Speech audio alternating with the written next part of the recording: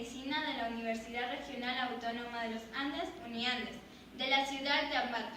Hemos realizado este video como parte de un proyecto de la materia de Informática Médica y a manera de apoyo para que futuros estudiantes tengan un nuevo recurso para su estudio y revisión.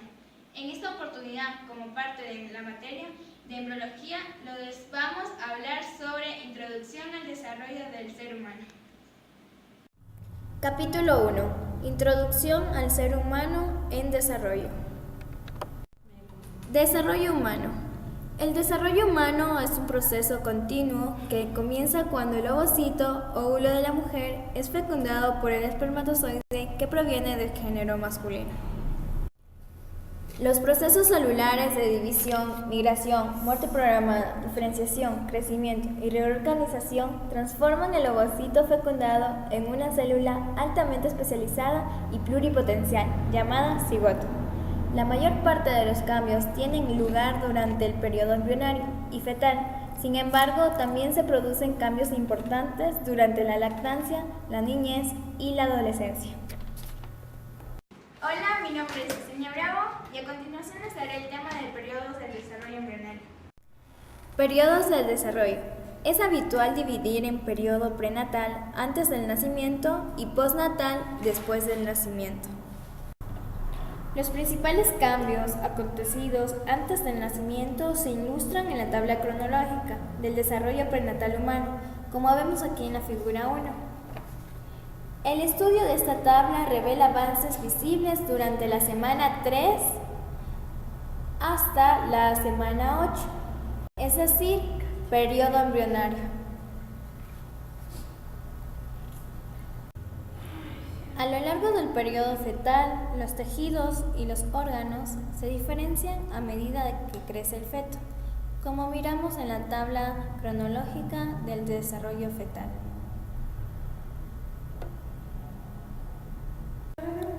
Como miramos en la secuencia de la tabla cronológica, sus cambios son visibles. Ya se diferencia el sexo y sus extremidades completamente formadas.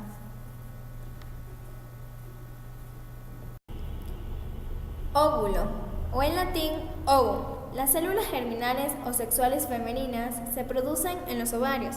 Cuando maduran los ovocitos se denominan ovocitos secundarios u ovocitos maduros. Donde encontramos el núcleo, su citoplasma, su zona pelúcida y su corona radial. Espermatozoide, o en griego esperma, semilla. Célula germinal masculina producida en los testículos. Durante la eyaculación, la uretra masculina expulsa numerosos espermatozoides. Cigoto. Esta célula cigoto se forma por la unión entre un ovocito y un espermatozoide durante la fecundación. El cigoto o embrión es el comienzo de un nuevo ser humano. La edad gestacional. Los médicos calculan la edad del embrión o feto a partir del supuesto primer día de la última regla. Esta es la edad gestacional, que resulta unas 2 semanas mayor que la edad de la fecundación, porque el ovocito no se fecunda hasta unas 2 semanas después de la menstruación precedente. Segmentación. Serie de divisiones celulares mitóticas del cigoto que dan lugar a las primeras células embrionarias, los blastómeros. El tamaño del cigoto en fase de segmentación no varía porque con cada división sucesiva los blastómeros van haciéndose más pequeños. Tenemos la mórula, en latín morus o moro, masa sólida de 12 a 32 blastómeros, que se forma por la segmentación del cigoto. Los blastómeros se alinean y compactan entre ellos para formular una bola celular densa. De este fenómeno probablemente esté mediado por glucoproteínas que se adhieren a la superficie celular.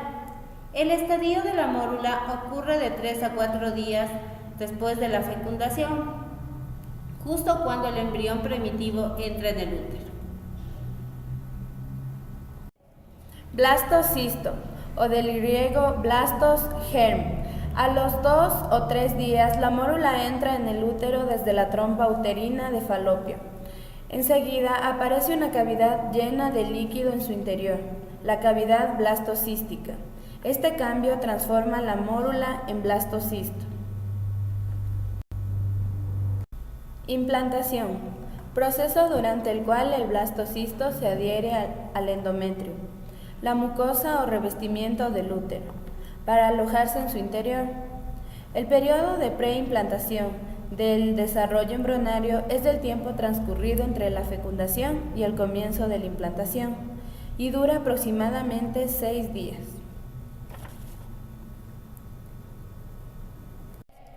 Gástrula, o del griego gaster, estómago.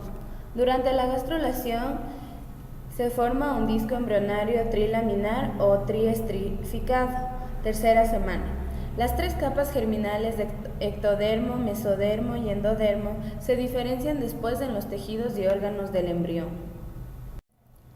Neurula, o del griego neurón, nervio. Embrión primitivo que se forma durante la tercera y cuarta semana, cuando se está desarrollando el tubo neural a partir de la placa neural. Primera aparición del sistema nervioso. Embrión. Se denomina al ser humano en desarrollo durante los primeros estadios. El periodo embrionario se desarrolla hasta la final de la 8ª semana, momento en que están presentes los esbozos de todas las estructuras principales. El tamaño de los embriones se calibra por la longitud, que se mide desde el vértex craneal, corona de la cabeza, hasta el coxis, nalgas. Hola, mi nombre es Alex Valareso y yo les voy a hablar sobre la importancia de la embriología. Continuamos. Importancia de la embriología. En sentido estricto, la embriología es el estudio de los embriones. Sin embargo, este término se utiliza generalmente para indicar el desarrollo prenatal de los embriones y los fetos. La anatomía de desarrollo es el conjunto de cambios estructurales que experimenta un ser humano desde la fecundación hasta la edad adulta. La teratología es la rama de la embriología y de la patología que aborda las alteraciones del desarrollo, entre ellas las malformaciones congénitas. Esta rama de la embriología contempla los distintos factores genéticos, ambientales o ambos que alteran el desarrollo normal y que dan lugar a malformaciones congénitas. Hay varias funciones de la embriología, como cubre la laguna existente entre el estudio del desarrollo prenatal, por un lado, y la obstetricia y la anatomía clínica, por otro. Proporciona los conocimientos relativos al comienzo de la vida, tiene valor práctico para comprender las causas de las variaciones en la estructura humana, aclara la anatomía macroscópica. El conocimiento por parte de los médicos del desarrollo normal y de las causas de las malformaciones congénitas es necesario para que embriones y fetos tengan las mayores posibilidades de desarrollarse normalmente. Además de atender a la madre, los médicos deben cuidar también de la salud del embrión y el feto. La importancia de la embriología es evidente en el caso de los pediatras, debido a que algunos de sus pacientes sufren malformaciones congénitas secundarias a alteraciones del desarrollo. Los médicos y otros profesionales asistenciales que conocen las malformaciones congénitas más frecuentes y sus fundamentos embriológicos pueden abordar las situaciones excepcionales con confianza más que con sorpresa. Por ejemplo, cuando sabemos que la arteria renal es tan solo uno de los varios vasos que irrigan originalmente el riñón del embrión, las frecuentes variaciones en el número y la disposición de los vasos renales se hacen comprensibles. Hola compañeros, mi nombre es Lucía Cadena. En este momento les voy a explicar acerca de lo que es las visiones de la embriología humana en la antigüedad. Visiones de la embriología humana en la antigüedad. Hitos históricos. Egipcios conocían métodos para incubar huevos de aves. Se alababa al dios Sol, que era Atum, como creador del germen de la mujer, creador de la semilla masculina y donador de la vida al hijo en el vientre materno. Creía que el alma se inducía en el pequeño al nacer a través de la placenta.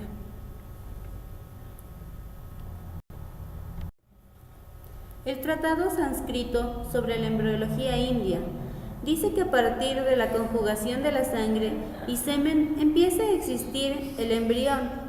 Durante este periodo propicio para la concepción, después de la relación sexual se convierte en calada, que quiere decir embrión de un día. Tras permanecer 7 noches, se convierte en una vesícula. A las 2 semanas se convertirá en una masa esférica y a cabo de 1 mes en una masa dura. Y a los 2 meses tiene una cabeza dura y a los 3 meses aparecerán las extremidades. Hipócrates, padre de la medicina, dijo: toma 20 o más huevos e incúbalos con 2 o más gallinas. Luego a cada día, a partir del segundo día de incubación, toma un huevo, rómpelo y examínalo, y encontrarás exactamente lo que te digo. La naturaleza de una ave se asemeja a la de la humana. Aristóteles, participante en lo que es la teoría de la embriología, escribió un tratado sobre la embriología en el que describió el desarrollo del pollo, de otros embriones. Considerando el fundador de la embriología, pensaba que el embrión surgía de la unión de la sangre menstrual tras su activación por el semen masculino. Galeno escribió un libro sobre la formación del feto. Describió el desarrollo y nutrición de los fetos y las estructuras que hoy llamamos alantoides, amnios y placenta. Talamud propuso que los huesos, tendones, uñas, sustancia cerebral, el blanco de los ojos, venía del padre, quien sembraba todo lo blanco, y la piel, la carne, sangre y pelo provenía de la mujer, quien era el que sembraba lo rojo. La embriología en la Edad Media. El Corán dice que los seres humanos son producidos por una mezcla de secreciones masculinas y femeninas. Constantino, el africano de Saleno, propuso el Tratado de Humana Natura, describió la composición y desarrollo secuencial del embrión en relación con los planetas y con cada mes del embarazo. En el Renacimiento se efectuaron dibujos precisos de diserciones del útero gestante que contenían el feto. Introdujo el método cuantitativo en la embriología al efectuar mediciones del crecimiento prenatal, donde los microscopios primitivos eran simples, pero abrían un campo nuevo y afectivo de observación. Reinier Goff observó una cámara dentro del útero de un conejo y afirmó que venían de órganos que él les llamó ovarios. Las pequeñas cámaras descritas por Graf eran blastocistos. Caspar Freygold refutó las versiones de la teoría preformativa conjuntamente con colaboradores, donde ayudaron a la reproducción humana mediante la fecundación in vitro. Hola amiguitos, mi nombre es Yesenia Núñez. El tema a continuación de explicar es embriología y desarrollo humano. Genética y desarrollo humano. Charles Darwin. Él postuló el origen de las especies evolucionado con el tiempo a partir de un antepasado común, mediante el proceso de la selección natural. Gregor Mendel, él postuló el fundamento de la herencia hereditaria. Walter Blemnig observó los cromosomas y propuso una probable función de la fecundación. Edward von Benedict observó células germinales maduras y también las características de la meiosis, que se reduce el número de cromosomas. Teodoro Foveri propuso el comportamiento de los cromosomas durante la formación de las células germinales. Archibald Harron, él es el padre de la genética, la constancia de que el cigoto contiene la formación genética. James Watson y Francis Crick descifraron la estructura molecular del ácido desoxirribonucleico, ADN, y llevó a cabo la secuencia del genoma humano. Jerome Jean Louis Mary y sus colegas Postularon las células lactantes con síndrome de Down, trisomía 21, que presenta 47 cromosomas en lugar de 46 cromosomas, como podemos ver en la imagen, una persona con síndrome de Down. Sir Norman Gretz postuló que observó anomalías congénitas en niños nacidos de mujeres que habían contraído rubiola, como podemos observar en la imagen, un niño con paladar hendido. Mi nombre es Cintia Peña y yo les voy a hablar sobre la biología molecular del desarrollo humano. Biología molecular del desarrollo humano. Los rápidos avances que han tenido lugar en el campo de la biología molecular han permitido la aplicación de técnicas sofisticadas, la tecnología del ADN recombinante, los modelos quiméricos, los ratones transgénicos y la manipulación de células progenitoras. Estos métodos se utilizan en la actualidad con mucha frecuencia en los laboratorios de investigación para resolver problemas diversos como son la regulación genética de la morfogénesis, la expresión temporal y la regional de genes específicos y mecánicos, que hacen que las células se diferencien hacia la formación de diversas partes del embrión. La primera clonación de un mamífero, la oveja Dolly, la llevaron a cabo en 1997, Ivan Wilman y sus colegas, utilizando para ello la técnica de transferencia nuclear en las células somáticas. Desde entonces ha sido posible la clonación de otros animales a partir de las células adultas diferenciadas en cultivo. El interés por la clonación humana ha generado un acalorado debate debido a sus implicaciones sociales, éticas y legales.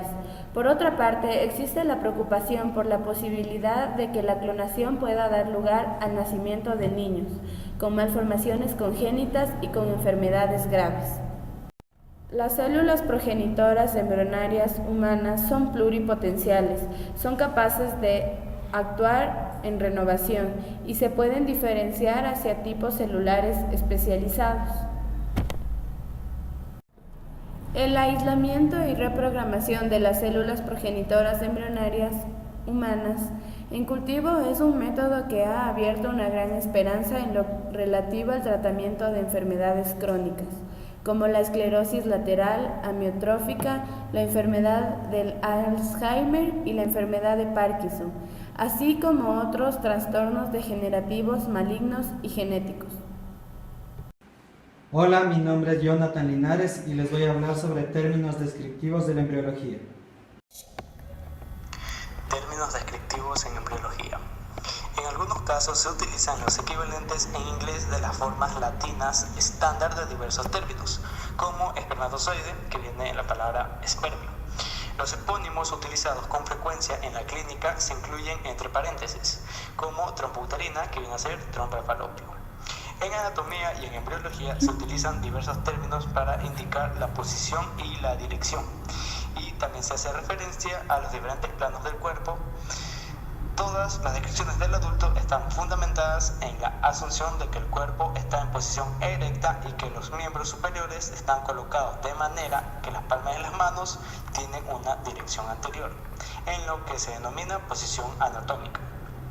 En la figura 1.5 encontraremos esquemas que ilustran los términos descriptivos de posición y dirección del cuerpo, así como los planos corporales: A, vista lateral de un adulto en posición anatómica; B, vista lateral de un embrión de 5 semanas; C y D, vistas ventrales de un embrión de 6 semanas; E, vista lateral de un embrión de 7 semanas. En la descripción del desarrollo del ser humano es necesario utilizar términos que indiquen la posición de una parte respecto a otra o respecto al cuerpo en su conjunto. Por ejemplo, la columna vertebral se desarrolla en la parte dorsal del embrión, mientras que el esternón lo hace en la parte ventral. Los términos anterior o ventral y posterior o dorsal se utilizan para describir las partes anterior y posterior del cuerpo o los miembros, así como las relaciones que presentan entre sí las estructuras corporales. En la descripción de los embriones se utilizan los términos dorsal y ventral. Los términos superior e inferior se usan para indicar los niveles relativos de las distintas estructuras. En lo relativo a los embriones se aplican los términos craneal o rostral y caudal para indicar la relación con la cabeza y con la eminencia caudal, la cola, respectivamente. Las distancias desde el centro del cuerpo o respecto al origen o inserción de una estructura se denominan con los términos proximal, que es más cercano, y distal, que es más lejano. Por ejemplo, en el miembro inferior la rodilla es proximal al tobillo y el tobillo es distal a la rodilla. El plano medio es un plano de corte vertical imaginario que atraviesa longitudinalmente el cuerpo. Las secciones medias dividen el cuerpo en las mitades de derecha e izquierda. Los términos lateral y medial se refieren a estructuras alejadas o cercanas respectivamente al plano medio del cuerpo. El plano sagital es cualquier plano vertical que atraviesa el cuerpo y que es paralelo al plano medio. El plano transversal o axial es cualquier plano que forma ángulos rectos con los planos medio y coronal. El plano frontal es cualquier plano vertical que forma un ángulo recto con el plano medio y que divide el cuerpo en las partes anterior o ventral y posterior o dorsal. Hola amigos, mi nombre es Jessica Gamboa y les voy a hablar sobre el aborto. Aborto. Interrupción prematura del desarrollo del fruto de la concepción y expulsión del mismo, fuera del útero o expulsión de un embrión o de un feto antes de que resulten viables. Hay varios tipos de aborto. Amenaza de aborto. Es una hemorragia con posibilidad de un aborto. El aborto espontáneo es el que tiene lugar de manera natural.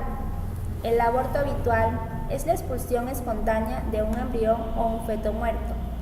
El aborto inducido, es decir, antes de que el feto sea viable. El aborto completo es aquel en el que se expulsan del útero todos los productos de la concepción. El aborto retenido es una situación en la que el embrión o el feto quedan retenidos en el útero tras su muerte. El aborto tardío es el aborto espontáneo de un feto y sus membranas antes de la mitad del segundo trimestre, aproximadamente 135 días.